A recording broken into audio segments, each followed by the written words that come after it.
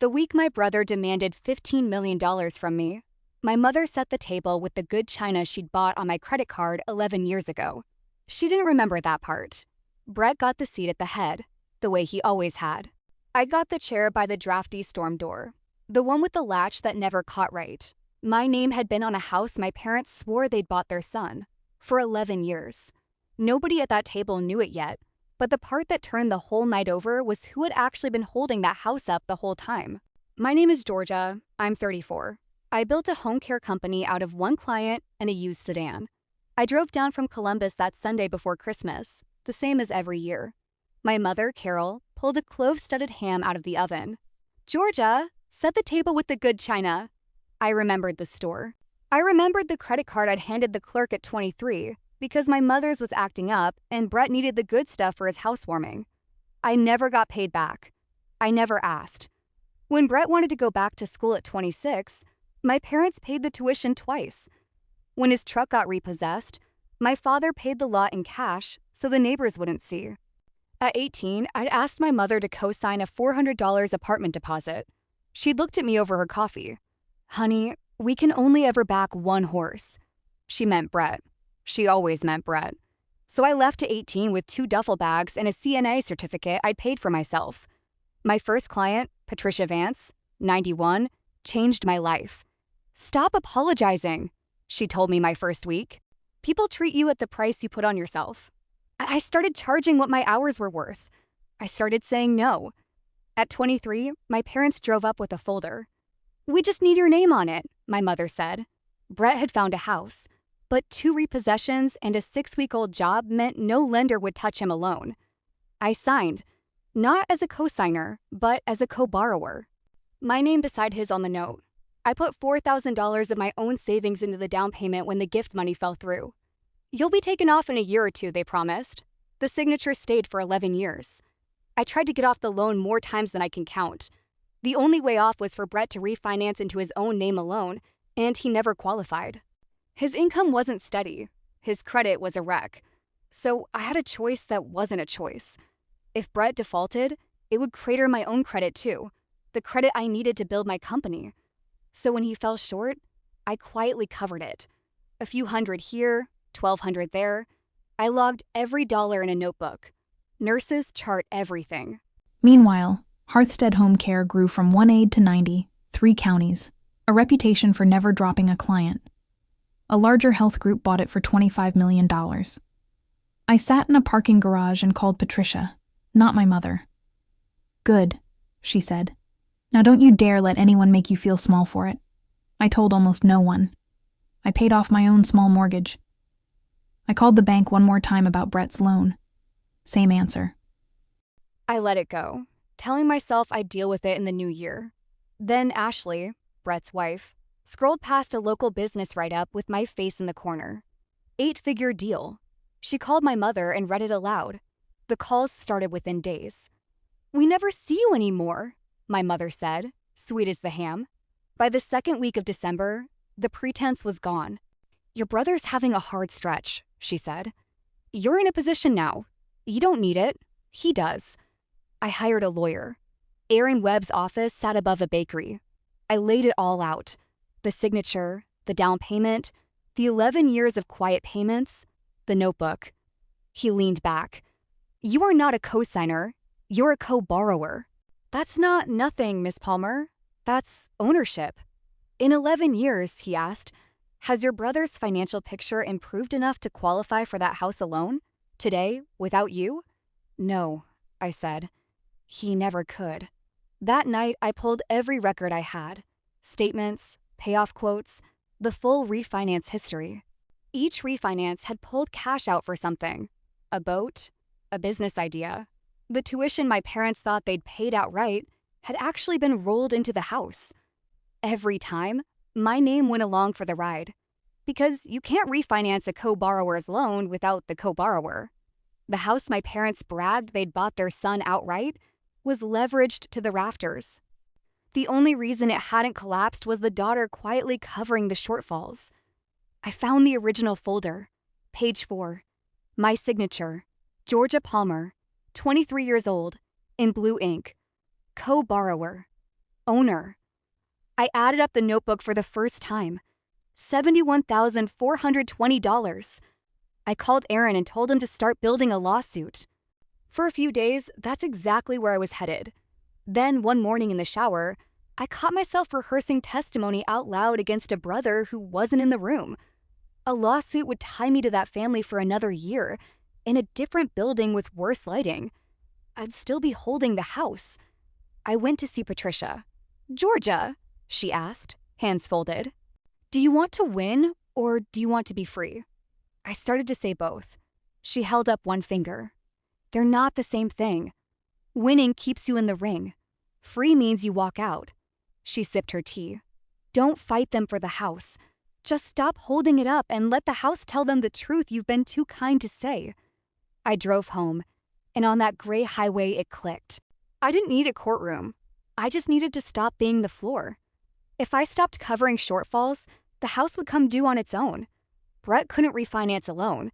The house would have to sell to pay off the note, and when it sold, my name would finally, cleanly come off it. Not through a fight, through subtraction. I called Aaron. "No lawsuit," I said. Instead, stop covering shortfalls immediately and notify the servicer in writing that I would no longer cure payments, requesting the process for releasing my interest. "You're within your rights on both," he said. We drafted a short, unremarkable letter. I mailed it 4 days before Christmas. The decisive turn of the whole story didn't happen at a dinner table. It happened in a quiet post office on a Wednesday, with no one watching. By the time I drove to Dayton for Christmas, the floor was already gone. They just couldn't feel it yet. At the early gathering, halfway through dinner, Ashley set down her fork. "So, are we not going to talk about Georgia's $25 million? The clock ticked into silence. "What is she talking about?" Brett said. I told them plainly. My mother's shock lasted 4 seconds before turning to calculation. "Sweetheart, that's such a blessing for this family. Not for me, for the family." Then, softer, "Your brother's struggling so much right now. You don't need it. He does." Brett leaned in. "If you floated me something, even a loan." He named a figure, then a bigger one. Ashley delivered her rehearsed line. "After everything your parents did for you growing up, you'd really let your own brother lose his house?" I said I'd think about it. On the porch afterward, my father almost apologized. "It hasn't been even between you and your brother." For 1 second, I thought he'd finally say it. Then, "But you came out fine, Georgie. You always do. Brett's not strong like you." The same arithmetic, sadder face. 3 days before Christmas, the loan servicer processed my notice. December's payment came up short, and this time no quiet check appeared. The account ticked into delinquency. Brett got the notice. He had no idea the change was me, finally absent. He called our parents in a panic instead of me, convinced his sister was hoarding $25 million while refusing to help. Never suspecting the help had been there the entire time, and it simply stopped. He called me himself the night before Christmas Eve, shouting, "Refinance the house into your own name," I said calmly. "Like I've been asking you to do for 11 years. Silence. Then a smaller voice. "I can't. They told me I don't qualify." "I know," I said gently. "You never could. That's why my name's been on it since you were 26. "Your name on my house?" "On our house. Page 4, co-borrower. I put $4,000 into the down payment, and I've covered your shortfalls for 11 years. $71,000. Then why is it behind now?" "Because I stopped," I said. "That's all I did." Christmas dinner, 6 o'clock sharp. The good china again. Brett at the head, my chair by the broken door. The latch rattling in the wind. Brett didn't make it through grace. "I'm going to lose the house," he said, voice cracking. "You're sitting on $25 million. You could fix this with one phone call." "How much do you think would fix it, Brett?" $15 million, he said. "At least to be safe." Then my 37-year-old brother slid out of his chair and went down onto the kitchen floor crying. "Please, Georgia, don't let them take everything." My mother stood so fast, her chair scraped. "Look at what you're doing to him. You stole his future, Georgia." I didn't raise my voice. "I want to say one thing," I said, "and then I'm going to finish my dinner and go home."